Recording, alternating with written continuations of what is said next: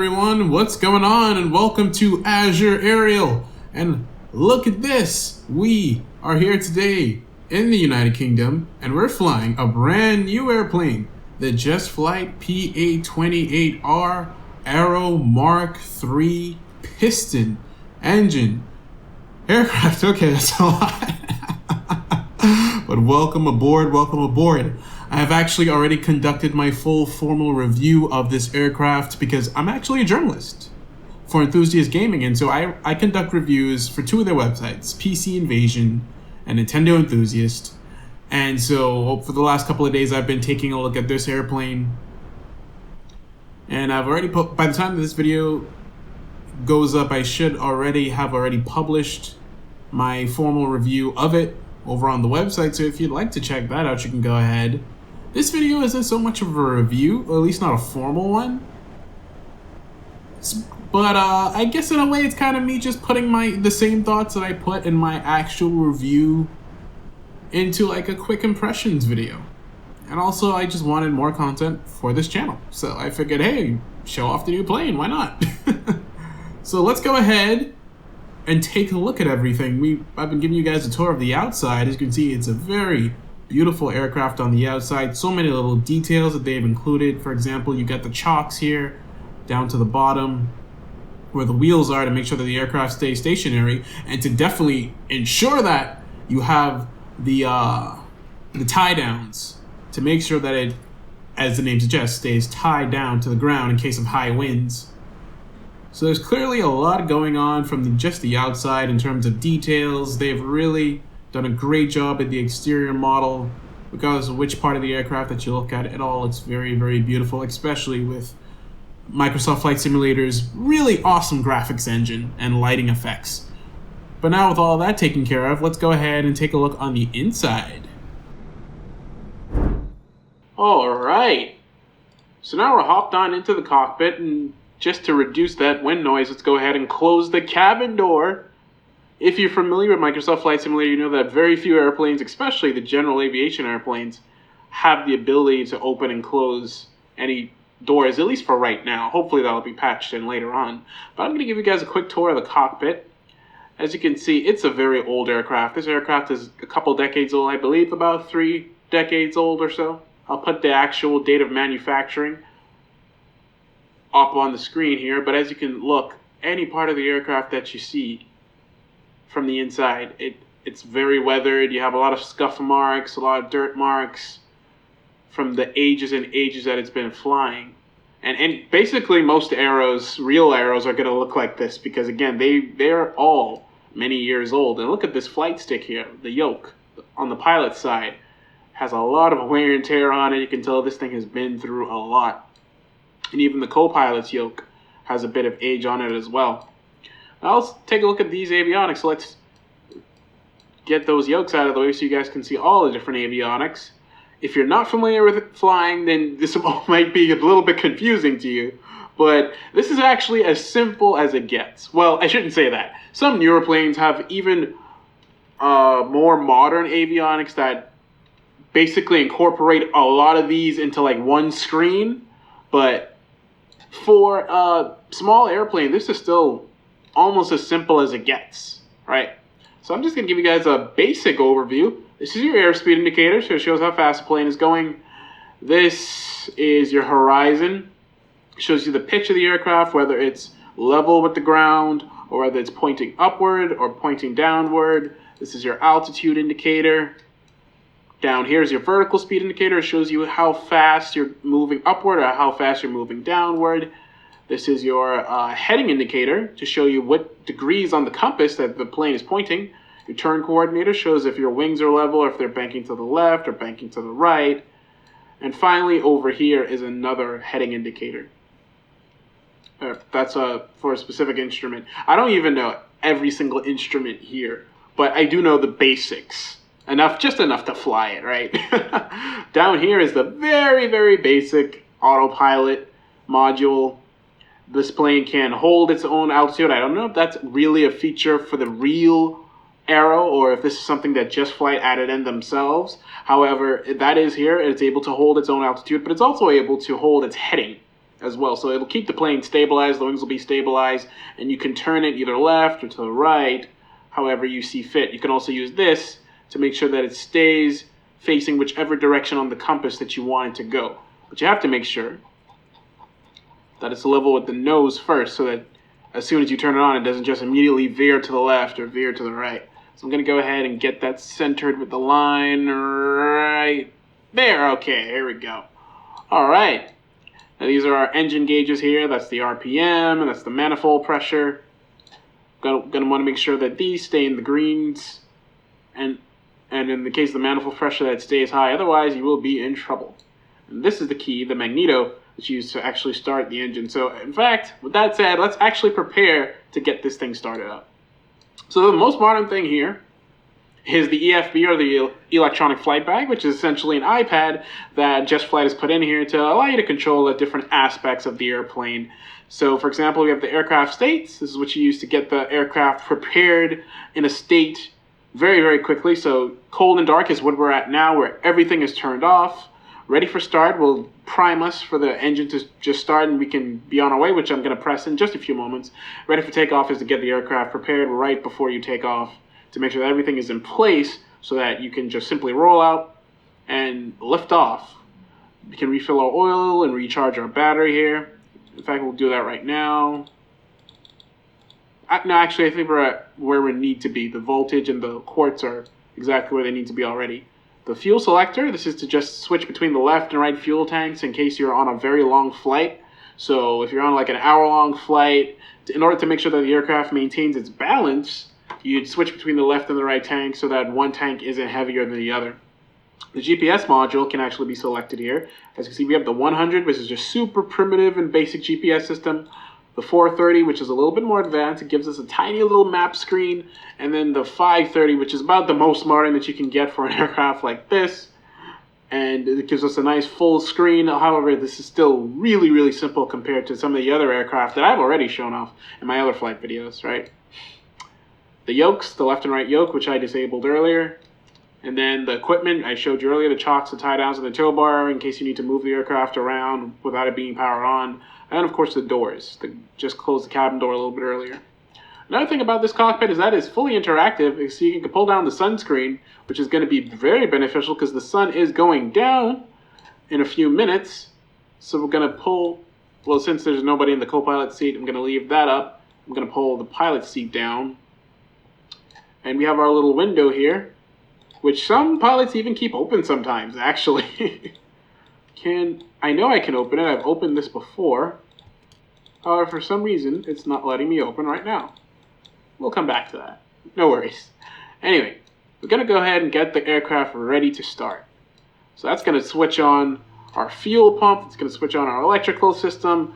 Our mixture is up, and our engine has been primed for takeoff. So we're going to go ahead and start her up. Alright, we got a good start there. And if I hop on outside, you'll see that it's also removed the ground equipment, the chocks and the tie downs have all been removed, which you would normally do before a flight anyway. Sweet. So now I'm going to go ahead and I made sure to calibrate our pressure so that we can get the correct altitude. I also want to make sure that our compass is calibrated as well. Alright, that's all good. So next we're going to turn on our pitot tube. Just going to keep the pitot tube warm, which is going to allow us to see, make sure that the pitot tube doesn't freeze while we're up in the air. Pitot tube is very important. It gives us all of our readings so that we know that everything's functioning properly. Going to go ahead and turn the strobe lights on as well. I usually should turn that off right before takeoff, but we're so close to the runway. I'm just going to release the parking brake there. This is our tail rudder, and oh, we're already moving without me even adding any RPM to the engine. Okay, I forgot that. I'm just going to turn around here. And we're going to pull out. Oops. Is our fuel truck going to pass? Yes, it is. Alright, so let's go ahead and make our way to the runway. Whoa! This plane is kind of twitchy on the ground. My bad. Alright. My apologies, guys. Trust me, I'm much better than this. I think I'm just nervous because I'm recording today. This was supposed to be a super professional video anyway. So since we're so close to the runway, I'm going to go ahead and turn on the landing lights. Now let's look at the wind direction before we get ourselves up in the air. So as you can see, the wind is blowing this way. So because it's blowing this way, we want to take off into the wind. We do not take off with the wind, we take off into the wind. Now that may seem counterintuitive. However, if you take off into the wind, the wings will pick up more air, essentially, which will allow you to lift off even faster than you would have if you take off with the wind. So a little bit of education there, aviation education for you. So I'm going to go ahead and line up on the runway, but before we do that, oops, we got a huge lag spike there. Sorry about that. It's Flight Simulator being Flight Simulator, but before we get onto the runway, I'm going to go ahead, park the aircraft. Now let's make sure our flaps are down. Nearly forgot to put the flaps down, so yes, they are down. We're also going to do an engine run-up. Give you guys a chance to hear the engine from the outside, and I'll hop into the inside. Now I'm not just doing this just so you guys can hear the engine. The real purpose of this is actually just to make sure that the aircraft, the engine is functioning properly. You're going to make sure that you get greens on the RPM, your oil temperature and pressure is high, and your fuel pressure is high. So now that we've gone ahead and ran the engine up, we know that everything is functioning properly. Alright. Now, release the parking brake. I'm going to turn on the center line. Make sure we're lined up. We are going to fly out here. And this is Stornoway, by the way. Haha, Stornoway, by the way. Max throttle. Taking off from Stornoway Airport. 80 knots, I'm gonna trim it, and we have liftoff. Gear extend, retract, I should say. Oh no! Our gears aren't working properly. Okay, so I have encountered this issue a few times now, where my gears, for some reason, just do not cooperate with me. Sometimes it works perfectly fine, and sometimes it doesn't. Now that's a big deal, because if our gears aren't working, it's going to create a lot of drag on the airplane. But you know what, this is gonna be a short flight anyway, and it gives me a chance to show you guys how the plane is functioning in its current state. So Just Flight released this aircraft a few days ago. At the time that I'm posting this, it should have been about 2 or 3 days ago. So this is still the launch version of the aircraft. I know that, as is the case with so many products today, usually once you get it, as soon as it comes out, it's always going to have some bugs, some issues that need to be worked out, and that seems to be the case here with the Piper PA-28. Oh, they did go up. So why did they go up so late? I don't know. I don't know. Welcome to Microsoft Flight Simulator, people, where things work when they want to work. But alright, our gears are up. Our wings are clean because I brought the flaps up a little while ago. And so now we can really get to flying. But I have encountered quite a few bugs. When I say quite a few, I shouldn't say it like, oh, this plane is brought together by like pins and needles. No. It's just that, like, for example, I've had an engine failure where I've had to do a belly landing because the engine failed, and I also couldn't extend the landing gear, so that has happened. If I turn the autopilot on, sometimes the plane would go into a violent roll. Now imagine a much steeper roll than this, and this is already kind of steep. We go to a violent roll, which used to happen on some of the default aircraft. I've noticed that it's happened here too, so that's something that Just Flight has to address. Another bug, it can be pretty twitchy in the wind. I've noticed that. However, that might just be something to do with the simulator itself, not so much the aircraft.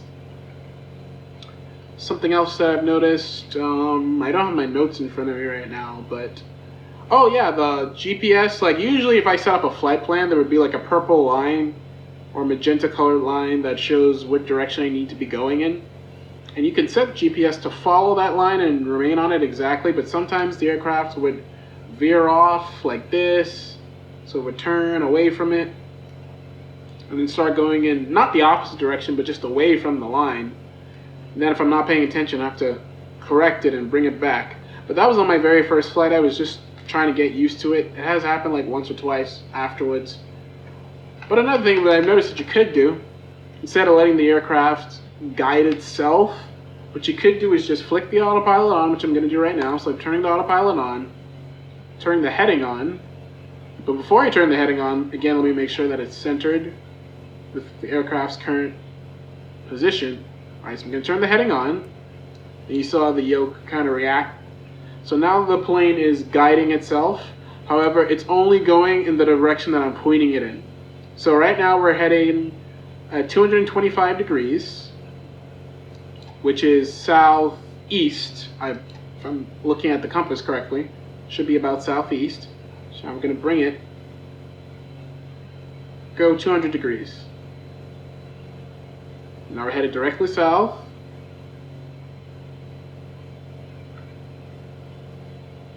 It's calibrating. So now the aircraft is pointing at exactly 200 degrees. Go ahead and bring it to 180 degrees. As you can see, the aircraft continues to react to me shifting the compass. So if I put it into nav mode, that if I had a flight plan set up, it would just follow the navigation line that I mentioned earlier. But right now we're just going to keep it locked on this heading. As we sail over the beautiful island of Lewis and Harris. We just left the town of Stornoway. And what I could do is take you guys all the way down to Barra, which is down here to the south, which is like a mound of sand that they've converted into a landable runway, somehow. We might make it there today. I'm going to turn the aircraft to the right. Let's go to 225 degrees, so we can make our way south. Now let me pull the map out a little bit more. You might be wondering, where are we? I did say earlier that we're in the UK. This is the islands of Lewis and Harris. That's the archipelago off to the west here. But over here we have Scotland, northern Scotland. I flew initially on my first flight, I actually flew from the Outscaries, which is over here on the island of Shetland. Yes, Shetland. I'm going to make a video showing how I got to Shetland from Scotland. But, so I flew from Shetland all the way down. Took me about 3 hours because, like I mentioned, how the GPS would turn off. So I actually started to go more north towards Iceland, because Iceland is over here to the north. And I was able to correct it, bring it back down, but it took me about 3 hours in this plane, because this plane was not going very fast because I had some serious headwind. Speaking of which, before we break our engine, let me bring that throttle down. I'm glad I remembered that. Also bring down the RPMs, take it off that red line. I want it in the green. So bring it down to about 92. Alright, now we're in the green. We're going to lose a little bit of airspeed, but right now we're making 120 knots. Not too bad. Should pick up to about 140. If you look at our EFB, you'll see that we have tailwinds at 24 knots, so that's giving us a little bit of a boost. And we have crosswinds coming in from the left of the aircraft. As we make our way down Lewis and Harris, as I was saying, so I flew here from the Outscaries, right here. The Outscaries is the town, by the way. So we flew here, and we're off the coast of Scotland, which is here. Further down, of course, you have Britain, and then Wales over here to the west. And in here is Ireland, and Northern Ireland. Northern Ireland here, and then Ireland right here.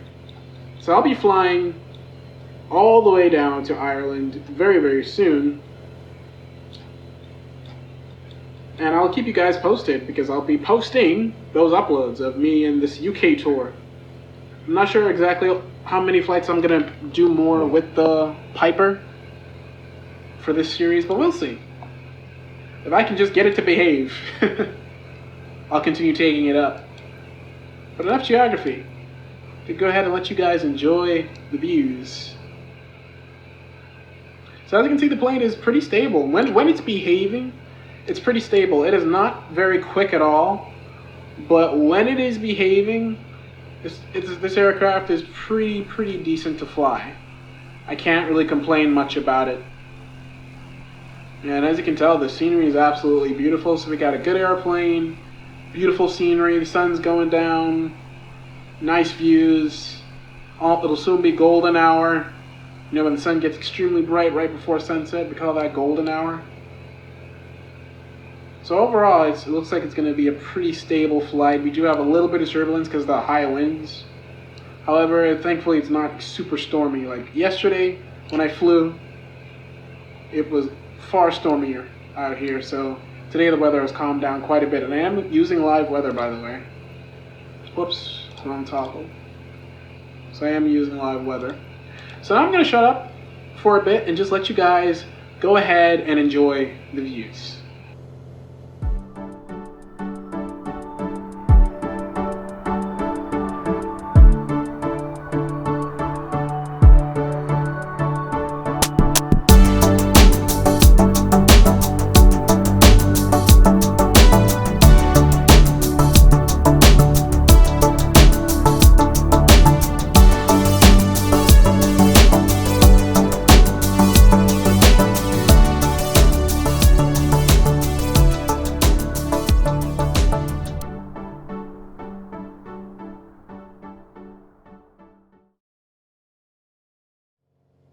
And okay guys, welcome back. So as you can see, time has accelerated a bit. I stopped recording for just a little bit while the plane made its way down south. So now we'll be having a bit of a dusk landing into Barra. I could alter the time pretty easily and just give us a little bit more light, but I actually don't mind it being this time of day because it looks so gorgeous. I mean, just look at the sky. Those beautiful hues of orange, yellow, and blue. Last bit of light before the sun completely slips away. It's already below the horizon.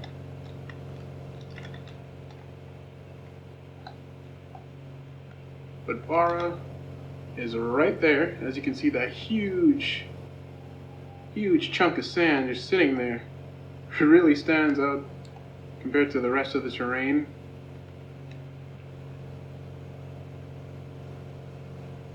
So first we're going to do a quick flyover. Let me bring the sunshade up. We don't really need that anymore. And let's hopefully land without any difficulties here.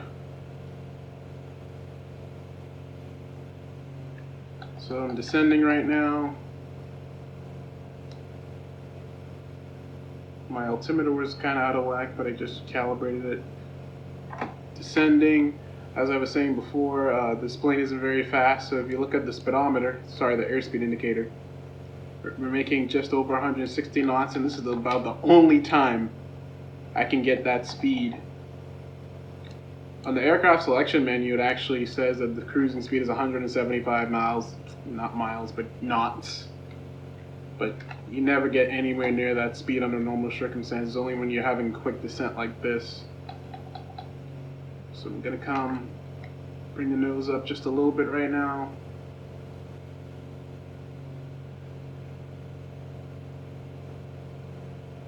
Keep her nice and steady as we do our passover, flyover of Barra.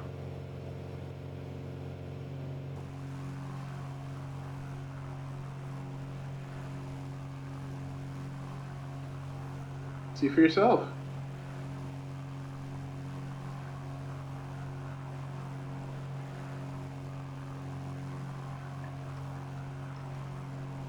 Pure white sand. And somehow this has been turned into an airport. or an airstrip, I should say. So there's clearly no proper indication of exactly where to land. But it looks pretty smooth the whole way. So I'm going to turn around and see if we can line her up. Was the throttle warning, because I did cut power a bit. Going to deploy the landing gears, do they come out? Yes. Engage the flaps. This is a super low attempt right now. Absolutely not professional at all. Oh no, we got some power lines, gotta clear those. Alright, we're over the power lines.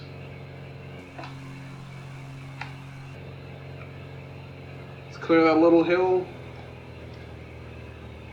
Alright, so we're good.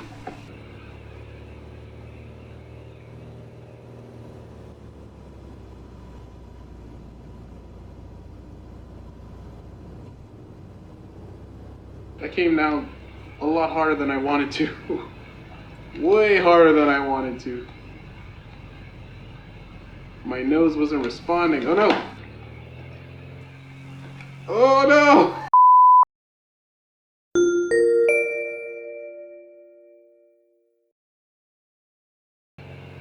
Okay, this is attempt number 2 now. Alright, so the light is going to work with us to illuminate our path a bit. Get a much better look. That last spike of light before the sun goes away. So it doesn't really seem to be like an ideal landing, but because of the odd shape of this, it's really not so much looking for a strip, but rather than the right direction. That's what you really want. It's the right direction.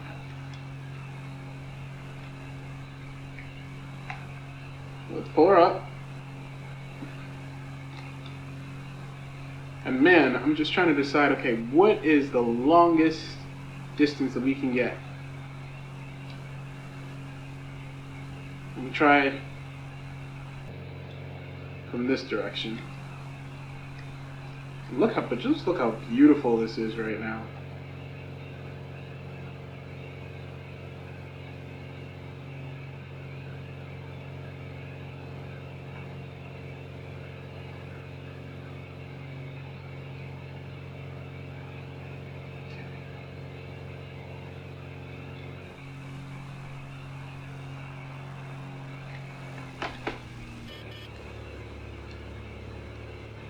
Okay, cutting power, bringing the flaps down, and bringing the gears down. Yes, I know. We're getting nice and slow.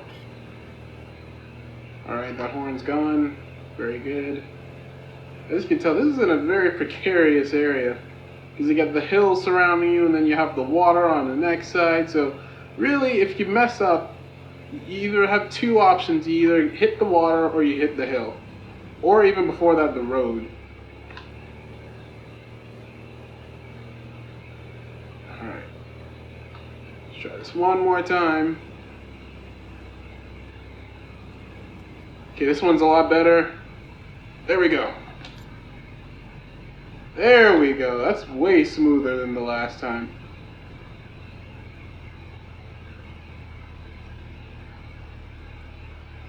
Beautiful.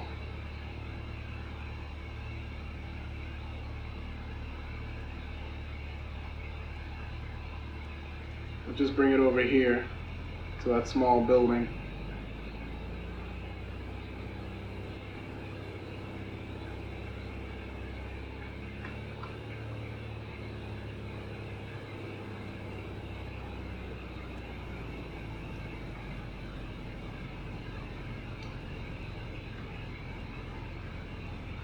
There we go, Barra Airport.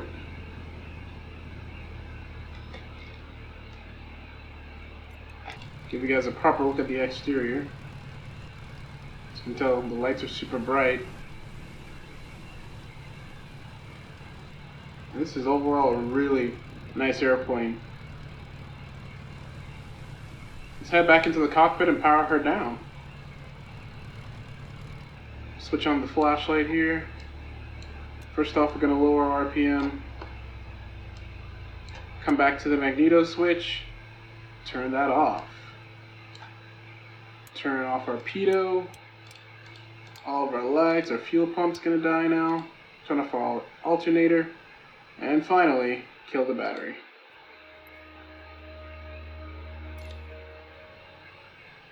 And there we go, everyone. We have successfully arrived at Barra Airport. Let's go ahead and open up the cabin door, get back outside.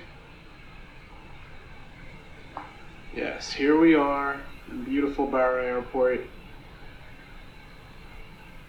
I really hope you guys enjoyed that flight. And great job to the Just Flight team for their first release with the Piper Arrow. It's overall a really beautiful airplane, really fun to fly. It's not fast, and it has a few bugs, but it definitely gets the job done. It is quite the workhorse, and give it a few bug fixes, and give it a few more patches and a few updates, and this thing will be absolutely wonderful. But even now in its current state, I would definitely recommend getting it if you don't mind dropping the $44 that it'll require to get access to this. But overall, I would recommend it if you are looking for something else to fly other than the default aircraft that's included in the simulator. And yeah, it's a good purchase. It's a good plane, and I've enjoyed my time with it so far. And I will be taking it up a few more times, most likely during this series here, as we continue to explore the UK. So please check out the other videos. I will be uploading the videos that are going to show my journey up to the northern part of the country, and then as we're making our way now back down south. So the next video after this is going to be technically taking place before this, then eventually we'll catch up, and then we'll make our way down south to the western part of the country, so the western half of Scotland, and then finally Britain, Wales, then I'll cross over to the Isle of Man, and then we're going to go check out Ireland. So thank you guys for joining me today on this flight. I really hope that you enjoyed it once again, and hope to see you again in the skies. Thanks for watching, and see you later.